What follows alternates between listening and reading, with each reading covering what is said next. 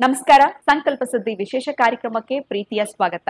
ನಿಮ್ಮ ಜೀವನದಲ್ಲಿ, ನಿಮ್ಮ ಲೈಫ್ ನಲ್ಲಿ ಅನೇಕ ರೀತಿಯಾಗಿರುವಂತಹ ಪ್ರಾಬ್ಲಮ್ಸ್ ಇದೆ. ಏನೆಲ್ಲ ಪರಿಹಾರ ಮಾಡ್ಕೊಂಡಿದೀವಿ, ಅದರಿಂದ ಹೊರಗಡೆ ಬರಕ್ ಆಗ್ತಿಲ್ಲ ಅಂತಂದ್ರೆ ಖಂಡಿತ ಚಿಂತೆ ಮಾಡ್ಬಿಡಿ. ನಾವು ಪ್ರತಿನಿತ್ಯ ನೀಡುವಂತಹ ವಿಡಿಯೋಸ್ ನ ನೋಡ್ತಾ ಬನ್ನಿ. ನಿಮ್ಗೆ ಇಷ್ಟ ಆಗದಲ್ಲಿ ಖಂಡಿತವಾಗ್ಲೂ ಲೈಕ್ ಮಾಡಬಹುದು.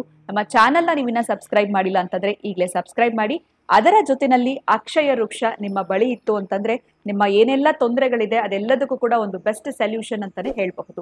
ಇನ್ನು ಇವತ್ತಿನ ಕಾರ್ಯಕ್ರಮದಲ್ಲಿ ಕೂಡ ನಮ್ಮ ಜೊತೆ ಇದ್ದಾರೆ ವಿಷ್ಣು ದತ್ತ ಗುರುಜಿಯವರು. ಗುರುಗಳನ್ನ ಕಾರ್ಯಕ್ರಮಕ್ಕೆ ಬರ್ಮಾಡ್ಕೊಳ್ಳೋಣ. ನಮಸ್ತೆ ಗುರುಗಳೇ, ಕಾರ್ಯಕ್ರಮಕ್ಕೆ ಭಕ್ತಿಯ ಸ್ವಾಗತ. ಜೀವನದಲ್ಲಿ ಅನೇಕ ರೀತಿಯಾಗಿರುವಂತಹ ಸಮಸ್ಯೆಗಳು, ಈ ಕಷ್ಟಗಳು ಅನ್ನುವಂಥದ್ದು ಮನುಷ್ಯನಿಗೆ ಬರದೆ ಮರಕ್ ಬರುತ್ತಾ ಅನ್ನೋ ಒಂದು ಮಾತೇ ಇದೆ ಅಂತ ಹೇಳ್ಬೋದು. ಏನೇ ಮಾಡಿದ್ರು ಲೈಫಲ್ಲಿ ಉದ್ಧಾರ ಅಂತೂ ಆಗ್ತಾ ಇಲ್ಲ. ನೀನ್ ಉದ್ಧಾರ ಆಗಲ್ಲ ಹೋಗು ಅಂತ ಕೂಡ ಸಾಕಷ್ಟು ಸರಿ ಮನೆಯಲ್ಲಿ ನಿಂದನೆಗಳು ಅಥವಾ ಪೋಷಕರಿಂದ ಒಳಗಾಗಿರ್ತೀವಿ ಅಂತ ಹೇಳ್ಬೋದು. ಈ ಲೈಫಲ್ಲಿ ಸಕ್ಸಸ್ ಕಾಣ್ಬೇಕು ಅಥವಾ ಉದ್ಧಾರ ಆಗ್ಬೇಕು ಜೀವನದಲ್ಲಿ ಅಂತಂದ್ರೆ ಏನ್ ಮಾಡ್ಬೇಕು? ಯಾಕಂದ್ರೆ ಒಳ್ಳೆ ರೀತಿನಲ್ಲೇ ಪ್ರಯತ್ನ ಮಾಡ್ತಿರ್ತಾರೆ, ಆದ್ರೆ ಅದು ಆಗ್ತಾ ಇರೋದಿಲ್ಲ. ಸೊ ಅಂತವ್ರಿಗೆ ಬಹುಶಃ ಇವತ್ತಿನ ನೀವು ನೀಡುವಂತ ರೆಮಿಡಿ ಸಾಕಷ್ಟು ಸಹಾಯ ಆಗುತ್ತೆ. ಓಂ ವಿಶ್ವಸ್ಮೈ ನಮಃ. ಪ್ರೀತಿಯ ಬಂಧುಗಳೇ, ಉದ್ಧಾರ ಆಗೋದನ್ನ ಉದ್ಧಾರ ಆಗ್ಬೇಕು ಅಂದ್ರೆ ಯಾವ ರೀತಿಯಲ್ಲಿ ಉದ್ಧಾರ ಆಗೋದು? ಸಮಾಜದಲ್ಲಿ ಎತ್ತ ನೋಡಿದ್ರ ಅತ್ತ. ಬಹುಶಃ ಯಾರನ್ನೂ ನಾವು ದೂಷಿಸೋ ಬದಲು ಸಮಾಜ ಹೀಗಿದೆ ಹಾಗಿದೆ, ತುಂಬಾ ಕೆಟ್ಟು ಹೋಗಿದೆ, ಕಾಲ ಕೆಟ್ಟು ಹೋಗಿದೆ ಅಂತೆಲ್ಲ ಏನ್ ಮಾತಾಡ್ತಾರೆ. ನಮ್ಮ ಕಾಲದಲ್ಲಿ ಹೀಗಿರ್ಲಿಲ್ಲ, ತುಂಬಾ ಕೆಟ್ಟು ಹೋಗಿದೆ ಕಾಲ ಅಂತಾರೆ. ಎಲ್ಲಿ ಕೆಟ್ಟು ಹೋಗಿದೆ? ನೀವು ಆವತ್ತು ಇದ್ರಲ್ಲ ಅದೇ ಮಾವಿನ ಮರಗಳು, ಅದೇ ಮಾವಿನ ಎಲೆಗಳು ಸೇಮ್ ಕಲರಾ? ಚೇಂಜ್ ಆಗಿದೆಯಾ? ನೀವು ಆವತ್ತು ಅನುಭವಿಸಿದ ಗಾಳಿ ಇವತ್ತು ಹಾಗೆ ಇದೆಯಾ? ಸ್ವಲ್ಪ ಪೊಲ್ಯೂಷನ್ ಇರಬಹುದು, ಬಟ್ ನಿಮ್ಮ ಪ್ರಾಂತ್ಯದ ಕಡೆ ಹೋದಾಗ ಅದು ಇರೋದಿಲ್ಲ. ಆದರೆ ಬಿಸಿಲಾಗಿರ್ಬೋದು, ಏರಿಳಿತಗಳಿದೆ, ಎಲ್ಲವೂ ಇದೆ. ಜನರ ನಡವಳಿಕೆಗಳಲ್ಲಿ ಬದಲಾವಣೆ ಕಾಣುತ್ತಾ ಇದೆ. ಅವರವರ ದಿಕ್ಕನ್ನ ಇಟ್ಕೊಂಡು ಅವರು ಮಾಡಿಫೈ ಆಗಿದ್ದಾರೆ. ಆದ್ರೆ ಉದ್ಧಾರ ಆಗಬೇಕು ನಾನು ಅನ್ನೋದೇ ಆದ್ರೆ ಏನ್ ಕೆಲಸ ಮಾಡ್ತೀಯೋ ಅದರಲ್ಲಿ ಸಕ್ಸಸ್ ಆಗಿ 4 ಜನದ ಮುಂದೆ ನಾನು ಬದುಕು ತೋರಿಸಬೇಕು. ನಾನು ಕೂಡ ಸಮಾಜದಲ್ಲಿ ಒಬ್ಬ ವ್ಯಕ್ತಿಯಾಗಿ ಕಾಣಿಸ್ಕೊಳ್ಬೇಕು. ನನ್ನನ್ನು ಕೂಡ ಜನ ಹೀಗಿದ್ದವನು ಹೀಗಾದ ಅಂತ ಖುಷಿ ಪಡಬೇಕು. ನನ್ನ ಬಂಧು ಬಳಗ ಖುಷಿ ಪಡಬೇಕು. ಬಹುಶಃ ನಾನು ಯಾರೋ ಮಾತು ಕೇಳಿ ನಾನು ದಾರಿ ತಪ್ಪಿಬಿಟ್ಟಿದ್ದೆ ಅಂತಕ್ಕಂಥವ್ರು ಯಾರಾದ್ರು ಇದ್ರೂ ಕೂಡ ಬಹುಶಃ ಅಂತವರು ಉದ್ಧಾರದ ಹೇತುವನ್ನ ತುಳಿಲಿಕ್ಕೆ ಒಂದು ಅವಕಾಶವನ್ನ ಕೊಡುತ್ತಾನೆ. ಬಹುಶಃ ನಾನೆಲ್ಲೋ ಒಂದು ಕಡೆ ಹಾಸ್ಟೆಲ್ ಅಲ್ಲಿ ಹೋದವಾಗ ನಡೆದ ಘಟನೆ ಇದು. ಆ ವಾರ್ಡನ್ ನನಗಿಂತ ಸೀನಿಯರ್ ಅವ, ಸ್ವಲ್ಪ ತಲರಟೆಯನ್ನಿದ್ದ, ಅಷ್ಟೇ ರ್ಯಾಂಕ್ ಸ್ಟೂಡೆಂಟ್ ಕೂಡ ಅವ. ಒಂದು ಬಾರಿ 16 ಬಾರಿ ಜಗಳ ಆಗಿದೆ ಆ ಸ್ಟೂಡೆಂಟ್ಗೂ ಪ್ಲಸ್ ಆ ವಾರ್ಡನ್ಗೂ. ನೀನು ಬರೆದಿಟ್ಕೋ, ಸುವರ್ಣಾಕ್ಷರದಲ್ಲಿ ಬರೆದಿಟ್ಕೋ, ನೀನು ಉದ್ಧಾರ ಆಗಲ್ಲ. ಪ್ಲಸ್ ಟೀಚಿಂಗ್ ಮಾಡ್ತಾ ಇದ್ರ ವಾರ್ಡನ್ ಕೂಡ.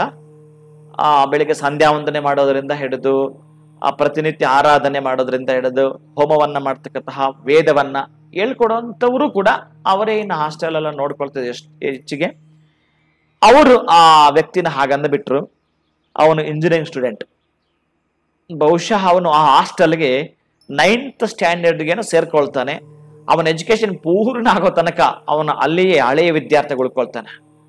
ಆದ್ರೆ ಆ ವಾರ್ಡನ್ಗೆ ಈತನಿಗೆ ಆವಾಗ ಜಗಳ ಹಾಕ್ತಾ ಈ ಮಾತನ್ನ ಆವಾಗ ಹೇಳ್ತಿದ್ದ, ನೀನು ಬರೆದಿಟ್ಕೋ ಸುವರ್ಣಾಕ್ಷರದ, ನೀನು ಉದ್ಧಾರ ಆಗಲ್ಲ ಅಂತ.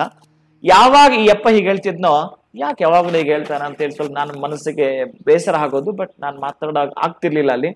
ಆನಂದ್ ರಾತ್ರಿ ನಾನು ಅವಳಿಗೆ ತುಂಬಾ ಡಿಸ್ಕಷನ್ ಮಾಡ್ಕೊಳ್ತಿದ್ವಿ. ರಾತ್ರಿ ಬಹಳ ನಾನು ಹೋದಂತ ಸಂದರ್ಭದಲ್ಲಿ ರಾತ್ರಿ ಈ 4000 ದಿವ್ಯ ಪ್ರಬಂಧ ಅಂತ ಬರುತ್ತೆ. ಅದನ್ನ 4000 ಪದ್ಯಗಳು, ಆ 4000 ಪದ್ಯಗಳು ಕಂಠಸ್ಥ. 1000 ಪದ್ಯಗಳದ್ದು ಪುಸ್ತಕ ಎಷ್ಟಿರುತ್ತೆ ಅದು ವೇದ, ದ್ರಾವಿಡ ವೇದ ಅಂತಾರೆ ಅದನ್ನ. ಅದು ಉಯರ್ವರ ಉಯರ್ನಲ ಒಡೆಯವನ್ ಯವನವನ್ ಅಯರ್ವರ್ ಮಮರಹಲ್ ತುಡಿಬಡೆ ಯವನವನ್ ಅಯರರು ತುಡಿರಡು ಈಗ ಬರುತ್ತೆ. ಅದು ಪೂರ್ಣವಾಗಿ ಅದು ವೇದ ಹಾಗೆ ಬರ್ತಕ್ಕಂತಹದ್ದು. ನನಗೆ ಸ್ವಲ್ಪ ಇವನ್ ಹತ್ರ ಆಗ್ತಿದ್ದ, ಹೆಚ್ಚಿಗೆ ನಾವಿಬ್ರು ಕೂಡ ಅದ್ರಲ್ಲಿ ಕಾಲಹರಣ ಮಾಡ್ಕೊಳ್ತಾ ನಮ್ಮ ವಿದ್ಯಾಭ್ಯಾಸ ಆಗೋಗಿದ್ದು. ಈಗ ನೆಕ್ಸ್ಟ್ ನಾನು ಅವನ ಕಡೆ ತಿರುಗೋದೆ ಆದ್ರೆ, ಅವನು ಇವತ್ತಿನ ದಿವಸ ದೊಡ್ಡದಾಗಿರ್ತಕ್ಕಂತಹದ್ದು 4 ಬ್ಯಾಂಕನ್ನ ಮಾಡಿದ್ದಾನೆ. 1000 ಕೋಟಿಗಿದ್ದಾನೆ, 100 ಕೋಟಿಗಲ್ಲ, 1000 ಕೋಟಿಗಿದ್ದಾನೆ.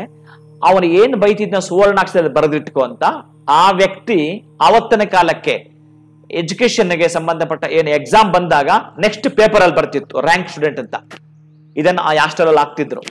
ಅದನ್ನ ನೋಡಿ ವಾರ್ಡನ್ ಬೆಚ್ಚಿ ಬೀಳ್ತಿದ್ದ, ಸುಮ್ಮನಾಗ್ತಿದ್ದ. ಅಂದ್ರೆ ನಮ್ಮನ್ನ ಯಾರಾದ್ರೂ ಬೈದು ಬಿಟ್ರೆ, ನಮ್ಮನ್ನ ಯಾರಾದ್ರೂ ಹಂಗಿಸಿ ಬಿಟ್ರೆ, ನಮ್ಮನ್ನ ಯಾರಾದ್ರೂ ಛೇಡಿಸಿ ಬಿಟ್ರೆ ಯಾರಾದ್ರೂ ನಮ್ಮನ್ನ ತುಂಬಾ ಕೆಳಮಟ್ಟದಲ್ಲಿ ನೋಡಿದ್ರೆ, ತುಂಬಾ ಕೀಳು ಮಟ್ಟದಲ್ಲಿ ನೋಡಿದ್ರೆ ನಾವು ಹಾಗೆ ಕುಗ್ಗಬಾರದು.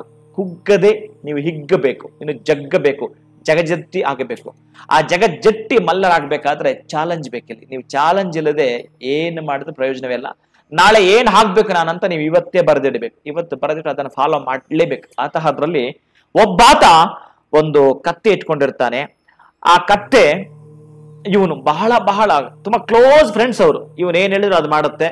ಆ ಕತ್ತೆ ಬಗ್ಗೆ ತುಂಬಾ ಅಭಿಮಾನ ಇವನಿಗೆ.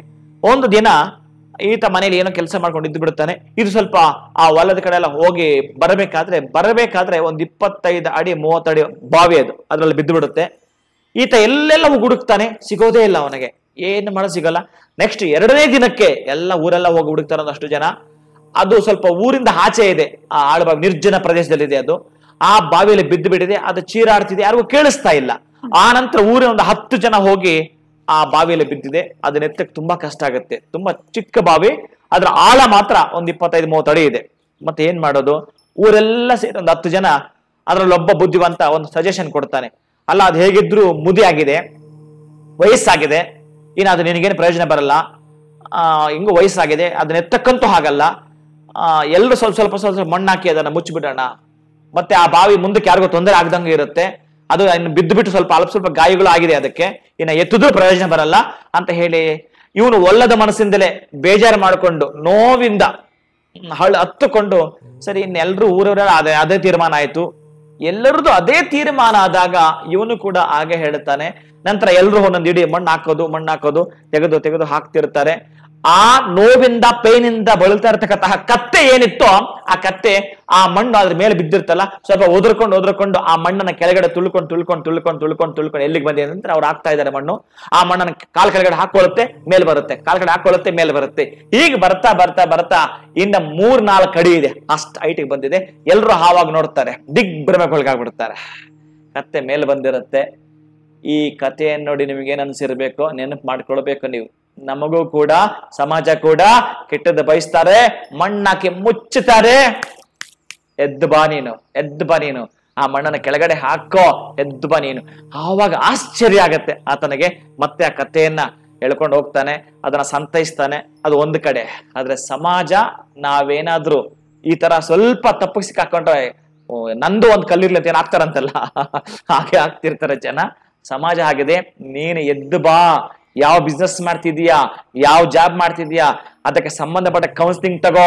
ಅದಕ್ಕೆ ಸಂಬಂಧಪಟ್ಟದ್ದು ಯಾರಿದ್ದಾರೆ, ಆ ವೃತ್ತಿಯಲ್ಲಿ ದೊಡ್ಡ ಮಟ್ಟಕ್ಕೆ ಬೆಳೆದವರು, ಅವ್ರನ್ನ ಸ್ಟಡಿ ಮಾಡು. ಮೇಲೆದ್ದೇಳು. ಅದ ಒಂದು ಟೈಮ್ ಟೇಬಲ್ ಹಾಕೋ.